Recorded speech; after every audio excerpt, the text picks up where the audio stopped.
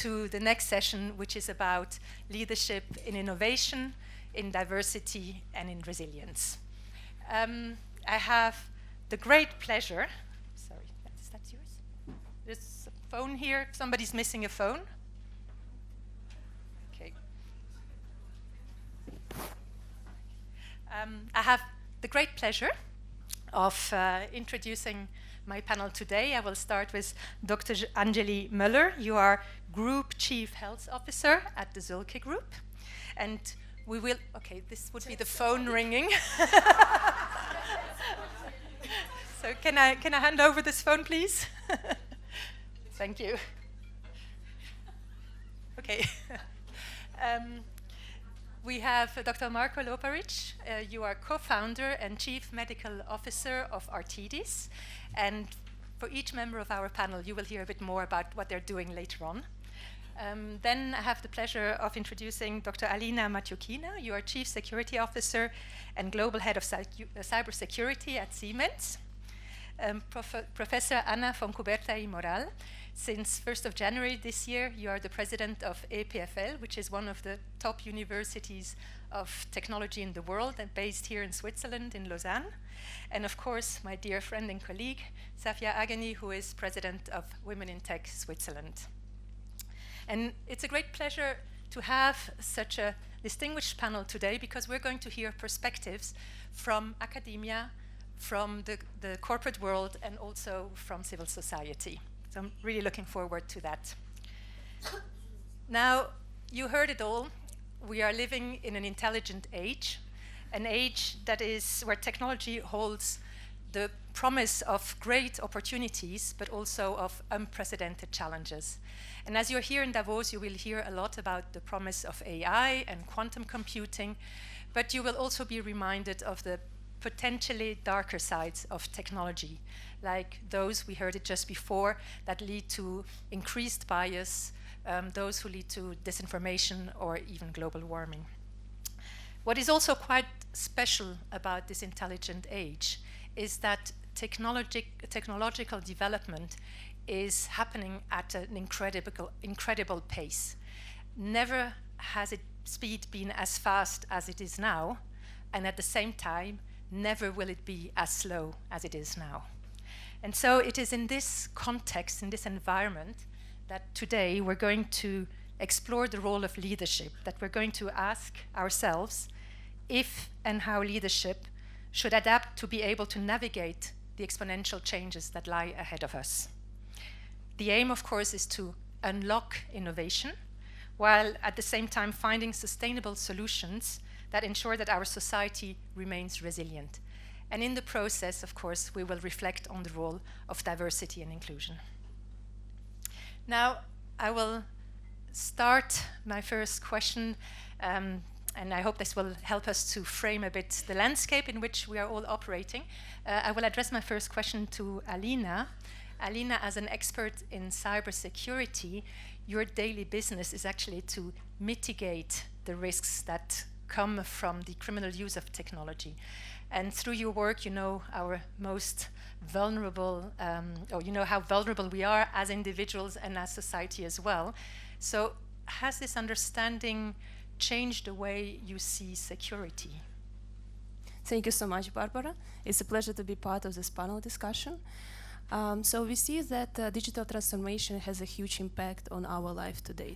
Almost every company, every organization, they adopt digital solutions. This creates a lot of opportunities, but also can create risks if we are not protecting our systems or devices. So that's why it's important really to make sure that cybersecurity included in the initial design of the products by every manufacturer.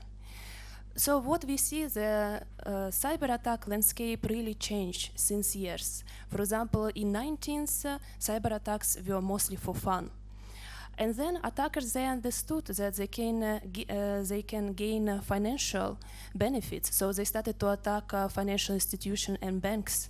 And what we see right now, cyber attacks really targeting critical infrastructure. And it's not about financial loss, it's about loss of life. So it's much more important right now, this topic. Imagine there is a smart hospital, surgery is ongoing, and someone suddenly switch off the lights in the whole building. What can be the consequences? So it's much more worse right now, and we need to address it, this topic, really how to protect critical infrastructure like smart hospitals, data centers, and we need to act today.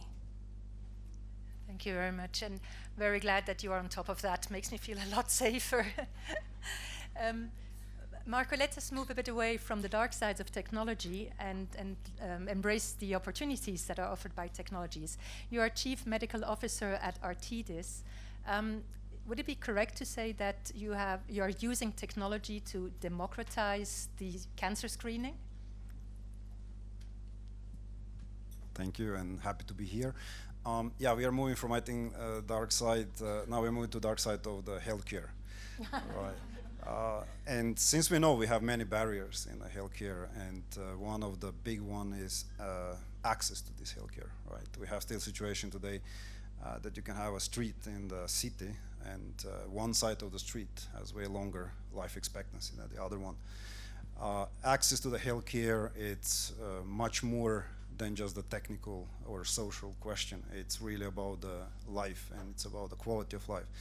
And if you have population with a higher quality of life and a longer life expectancy, you have a population which can do much more. So at Artidis, we are looking for breakthrough transformation technology, not only to bring the better quality of the service to the patients, but as well to help the clinicians in the same time. So we are very much focused on leveraging the nanotechnology, of the AIs, of the ethical principles, and quantum computing, just to mention some of the newest one, to exactly develop the novel solutions which will be fast, which will be accessible, so point of care, which will be cost effective, and at the end of the day, which will be made for the humans, right? So one example is we have developed a device which is based on nanotechnology, which is size of the ultrasound and has 5,000 times higher resolution than MRI. Our vision is to exactly have this device as close as possible to the patients. And now we can imagine breast cancer patients, right, who in this constellation can go to the gynecologist, which they know for years, and where gynecologists actually can provide them way more service and way more diagnostic, regardless of the location, obviously now, and regardless of the economic status of the patient, and actually help them to come as fast as possible to the treatment. Because we know every week of delaying the treatment, it's decreasing the overall survival. Yeah. Thank you very much for sharing this with us. Now, Anna, you are, as a leader in academia, you are really at the forefront of innovation. And from this perspective, what would you say are the most dangerous disconnect between conventional leadership and the emerging new technologies? Thank you. So I think also reflecting on what we just heard, I think we give the best of ourselves when we think there is a future, when we can stay positive. So I think it's important that even we have very bad perspectives or things that are in danger, just think that we've never had such a good life before, and try to be constructive and see what can we do and be proactive instead of being defensive. I think I myself give the best when I'm proactive. And so try to shy away from being defensive from the situations. Now, from the terms of leadership, for me, it's very important to not forget there's all these things that are changing, global issues, technology advancing at a pace that is unprecedented. We are all humans. So remembering that we're all in here together and we're leading other humans. And this is, for me, at the center of the key. And I think leadership based on human-centric is very important, even more important today. And for this, it's not just a word, it means having the respect for everybody, and everybody is different. Diversity is very large, and so that's what we need to remember every day. Thank you very much. So I like this human-centric approach. And now, Alina, you were recently nominated actually as one of Forbes 30 under 30. You are a young leader in a tech world, in a traditionally male-dominated tech world. How does that work for you? Do you also feel that humans should be at the center of leadership? Yeah, I totally agree with Anna, and thank you for mentioning my inclusion to Forbes 30 list. I'm very honored to be part of this amazing community when young people, they show their innovation and they are really ambitious to bring good to the world. And I'm also leading Swiss community of Forbes under 30. It's informal meetups. Basically, we meet quite regular, and I need to say that every time I go back from these meetups, I feel like have so much ideas in my mind, so much motivation after speaking with these young leaders. And I would say that young generation can really bring innovation to the table. They can bring this amazing energy. And but what we don't need to also miss, it's about older generations, their wisdom, their experience. They have plenty years of experience. So when I come back every time to the office and sharing these new ideas, I really see how this new idea, like a rough stone, shaping with the wisdom of older generation, with their age of experience, to something beautiful, like a brilliant gem, you can name it. So that's why I truly believe that this symbiosis between older generation and younger generation can really bring us to better solutions to address these challenges which our society is facing right now, only with this symbiosis and collaboration. And I like very much what basically both you and Alina and Anna, both you're saying, is that you're casting a very wide net over diversity, right? It is about gender, but it's also about age. It can be about culture, neurodiversity, and I think that is also always very important to remember that. Now, let me take a step back and come back to the question that I asked earlier, and maybe ask it to Marko now. So, has this technological acceleration that we are experiencing changed your understanding of what it means to be an effective leader? Are these conventional leadership models still valid, or are they just going to make us fail faster?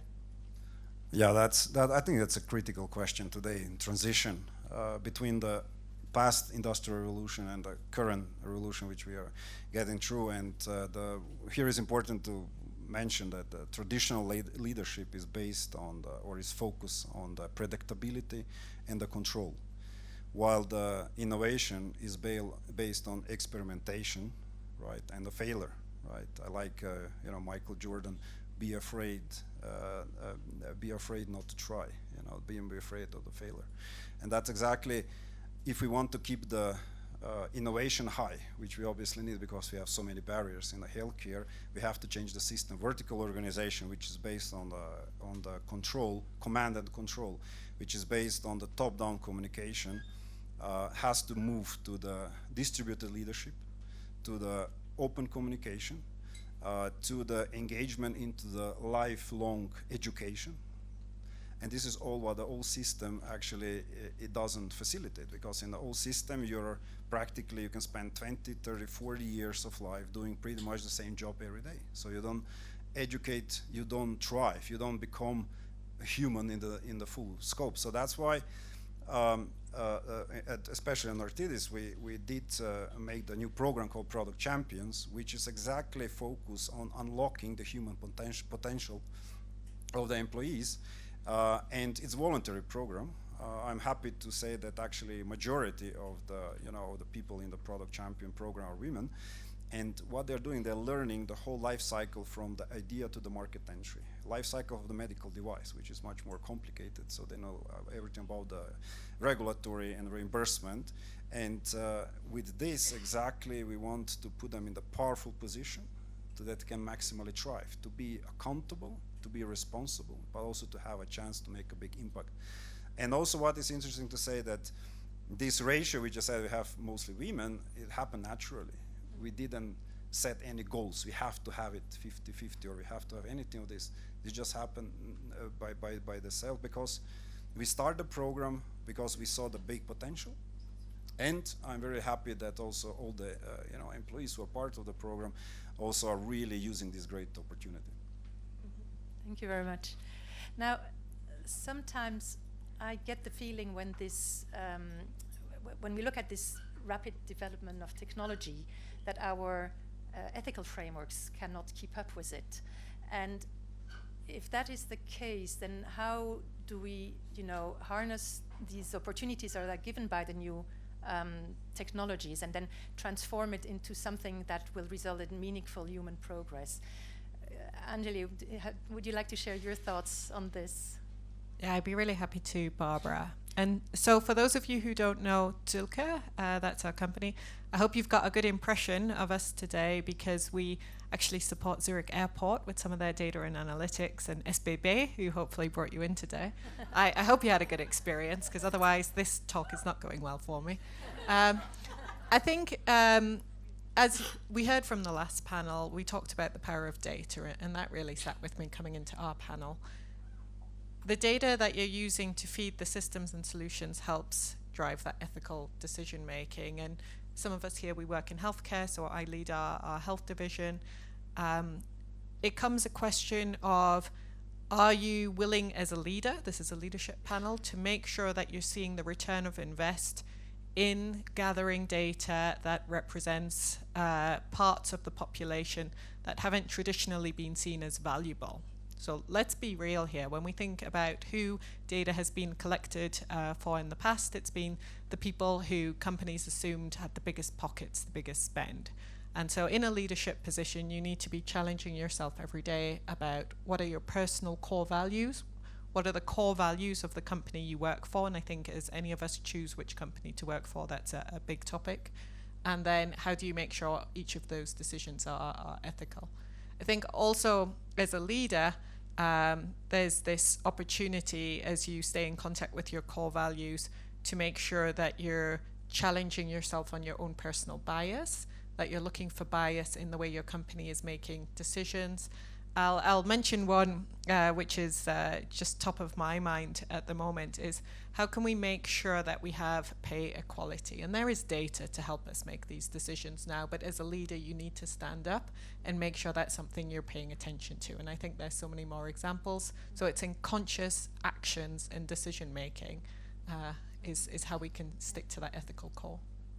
And reinforcing always the importance of metrics, right, and data, as we heard. And I think that's coming from women in tech, that's not surprising, right? No. Yeah, Anna, you raised your hand.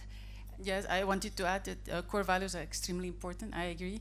We also need to be trained to connect dots that we are not used to connect, because if we make decisions based on the data we have, but maybe we need to look a bit forward, and it's important to have this training to really connect dots that are maybe far away, but that will have consequences.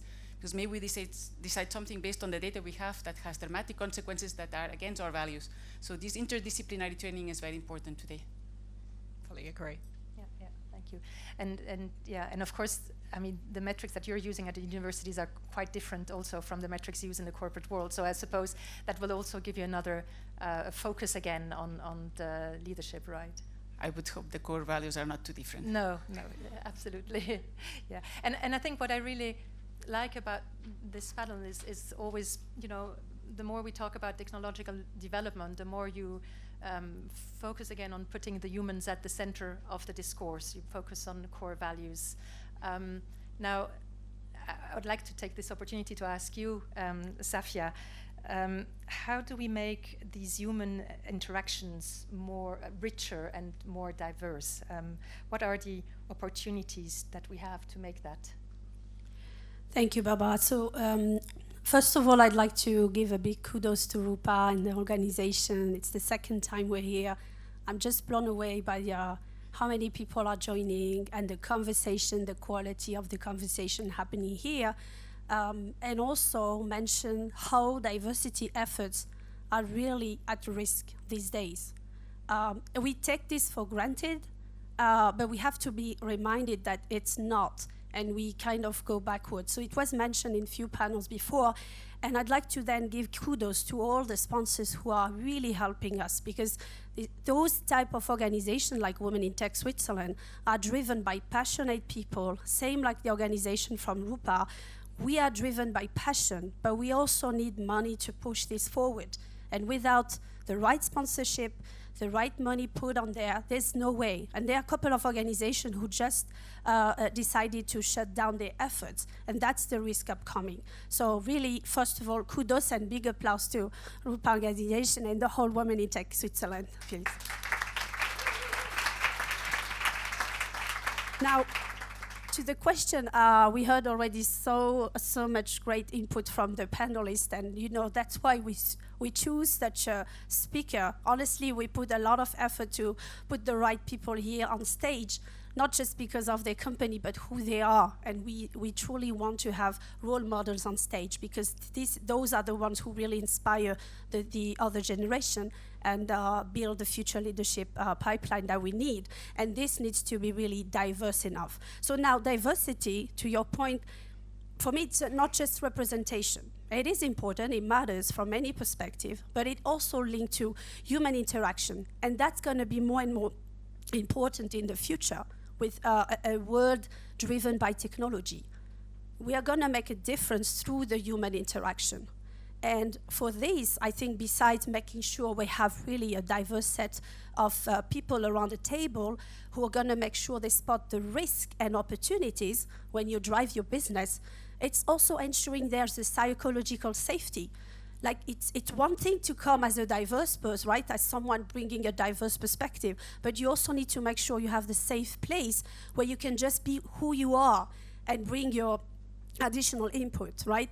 And I think to be who you are these days is maybe at risk, and that's what I want to mention and want to highlight today, especially in such a forum like the World Economic Forum, where we have all the key decision makers. So now you understand why we are all members of Women in Tech Switzerland with such a passionate leader, right? Thank you, Safia. Going back to the ethical frameworks and the ethical values, sometimes I get the feeling, or today in other events that I attended, that there's a lot of talk about the incredible progress in the US and even in China, and somehow that the European Union is lagging behind. And implicitly, there's always a bit this feeling that there are these constraints set within Europe.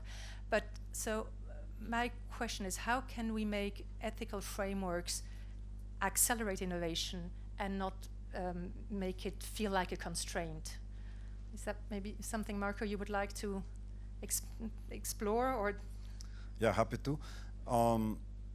Ethic is about actually how we should behave as a human being, how we should interact to have very constructive output, right? And there is always chance to behave in a constructive as well destructive way. And that's why ethic on the both levels, what we are developing or how we are developing, it's actually a very big plus. If you have a team who is in the first place ethically, let's say, established, that will mean it's diverse, it's facilitating open discussion. You know, if you're just once have experience in such a diverse team to have brainstorming session, which is challenging, you know, certain ideas, but in the same time, everybody who is part of this brainstorming session are getting better. You know, you're sharpening your brain, you're sharpening your skills. This is what at least we experience in our teams, and this is from our experience the fastest way for the innovations to move the things on, but also the products which are developed has to be ethical.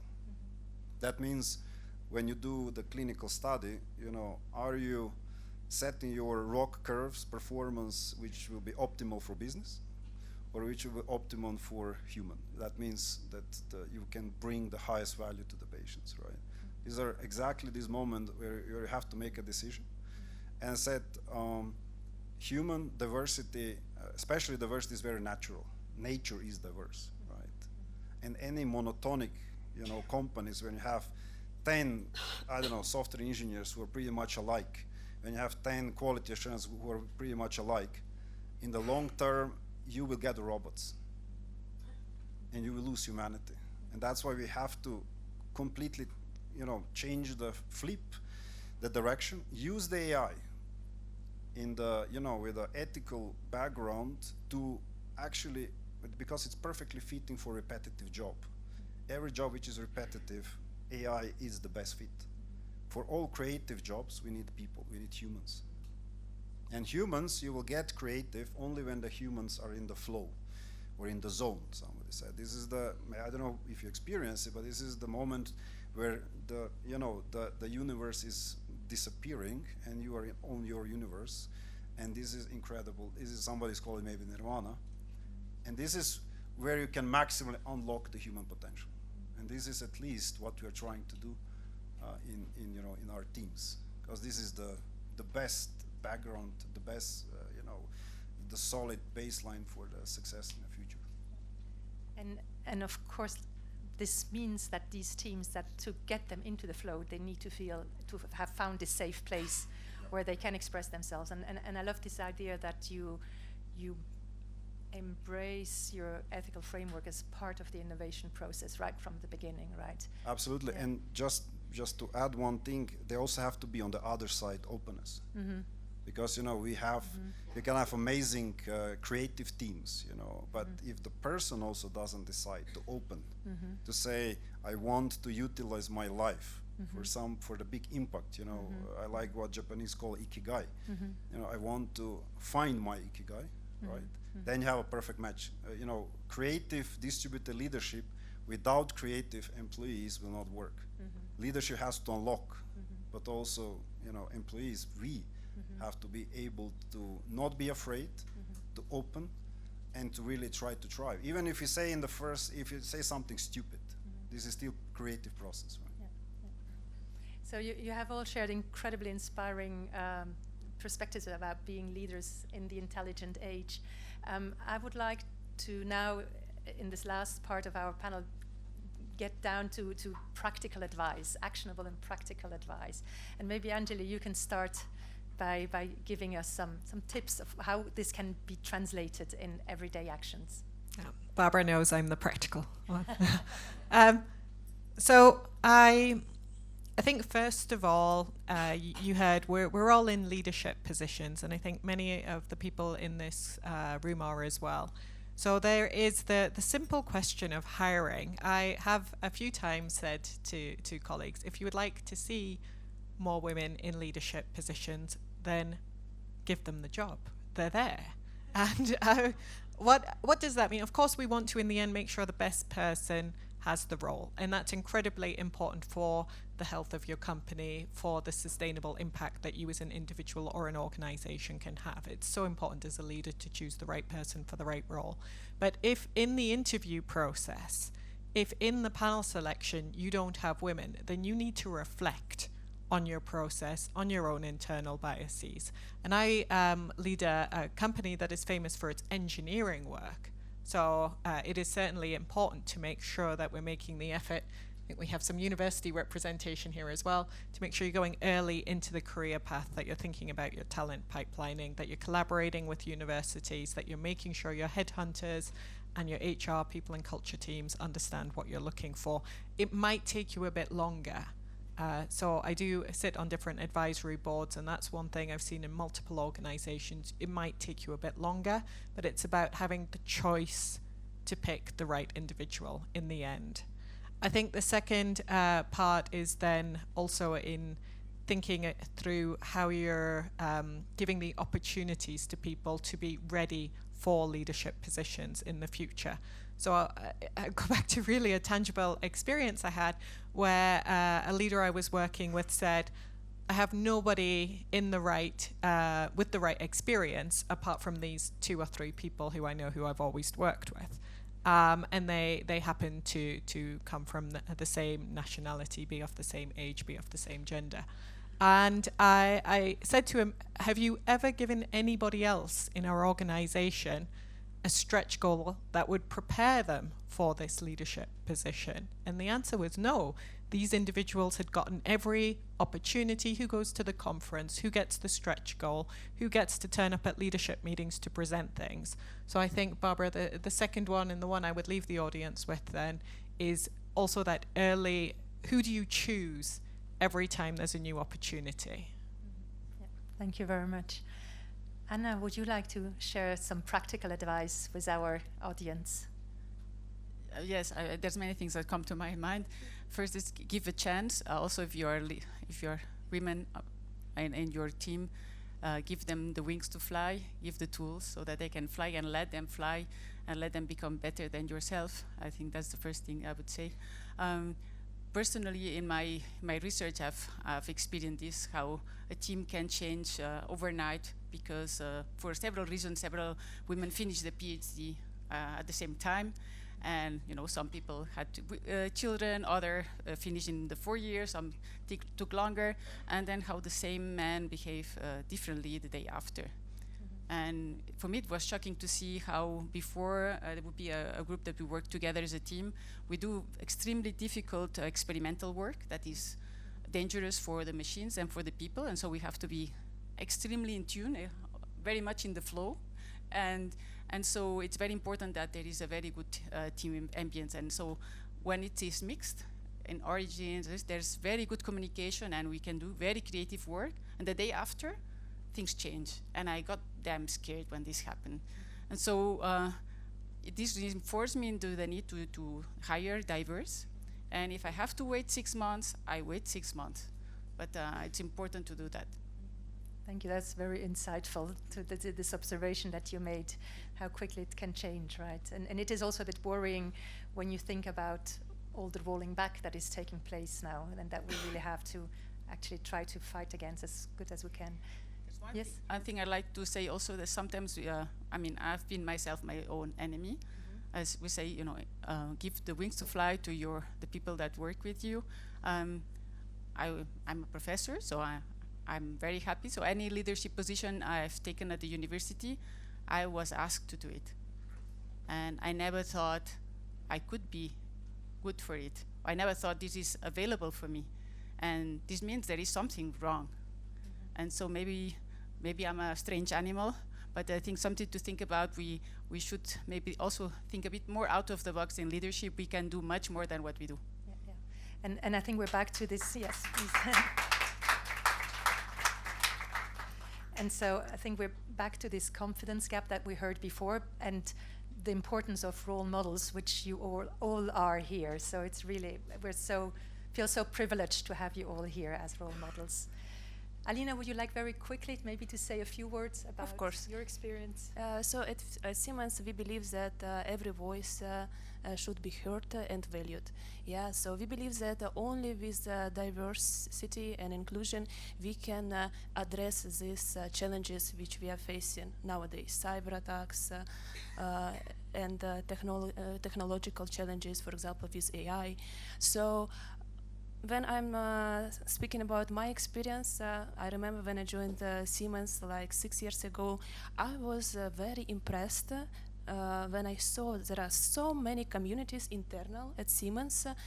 For example, in Switzerland we had internal community of women, who is working at Siemens, and there we had regular meetups where we could speak with each other. For example, just sharing if you are a newcomer to a company, of course you're facing some challenges, and then colleagues who is staying longer, they can help you with this or support you. And that was really, in my career, I had so many supportive leaders who really inspired me and motivated by their example. So I really felt very, very supportive at Siemens.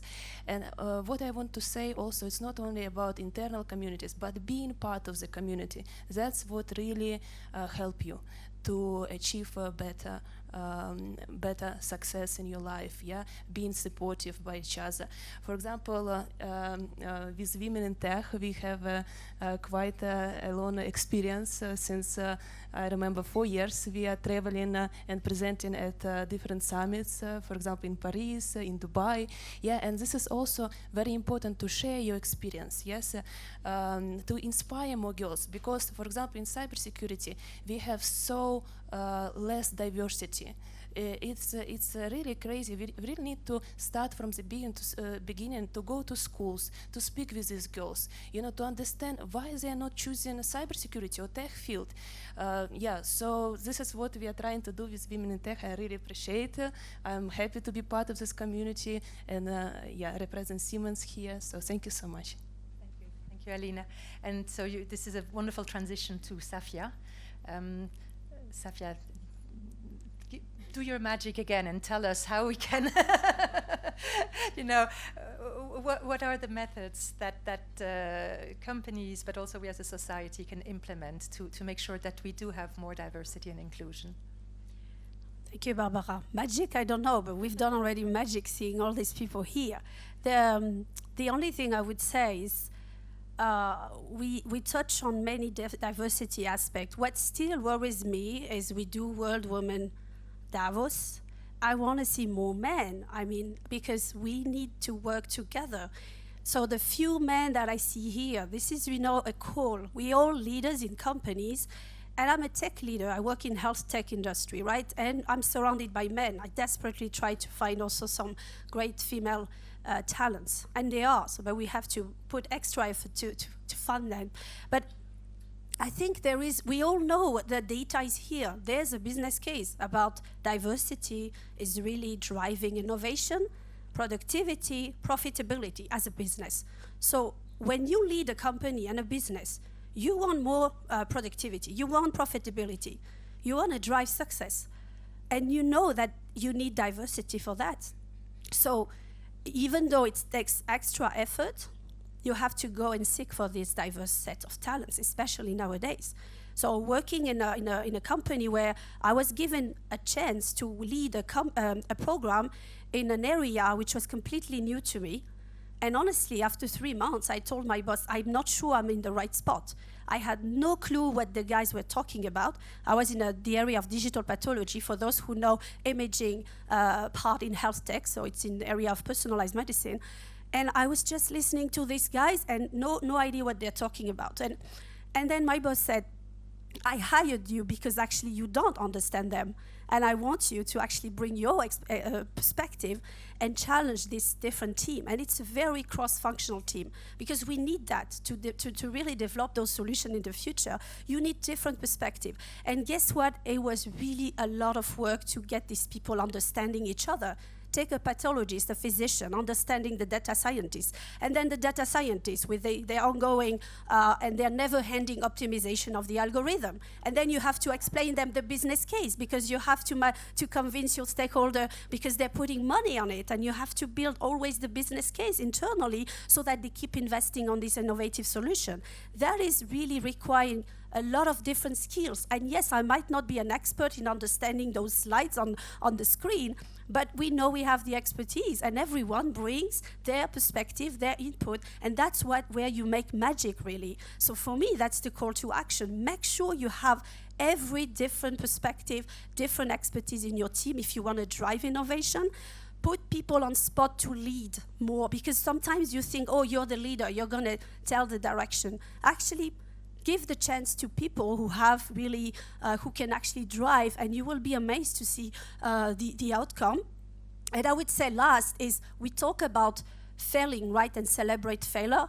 I mean, I'm a little bit like, I have a different perspective because it's very hard to say, oh, let's get together and have a drink and celebrate that we fail in this project. I really struggle with that, maybe because I'm rather competitive and I want to be successful. But I think what we've done from my experience is that we always run what we call retrospective. So every, we work on this 90 days, whoever works in the agile methodology, right? You constantly review your plan because things are moving so fast. So you do a retrospective, you sit down, you really challenge, you look at everything. What have we messed up? And guess what? Because we have a diverse perspective, we gather the learnings, and then we adjust. And this is how we also drive efficiency as well, again, through diverse perspective. So I think from my own experience leading this type of program, very complex, those are some of the tips I found were very successful. Thank you very much, Safia. So I would love to continue this conversation, but the screen has turned orange and then red, and I think it's soon going to explode. But I would like to take this opportunity to thank the panel again. You are incredible role models of what it means to be leaders in the intelligent age, and I think with having listened to leaders like you, we will be able to leave this session with a sense of confidence in the future and feeling more energized. Personally, I think some of the takeaways that I will leave this room with is first of all that leadership in the intelligent age is human-centric, that innovation thrives if we use ethical consideration as a central pillar of it and not just as an afterthought, and that actually diversity and inclusion increases productivity, right? So that it makes a lot of sense. Now, I will end this session by quoting, or I should say misquoting, the French philosopher Voltaire. So Voltaire said, with great power comes great responsibility. But I think that our panel today has shown that for them it is with great vision that comes great responsibility. And I would like you to thank you, all of you. Thank you very much. And thank you to our wonderful moderator who's done an amazing job putting this together. Thank you.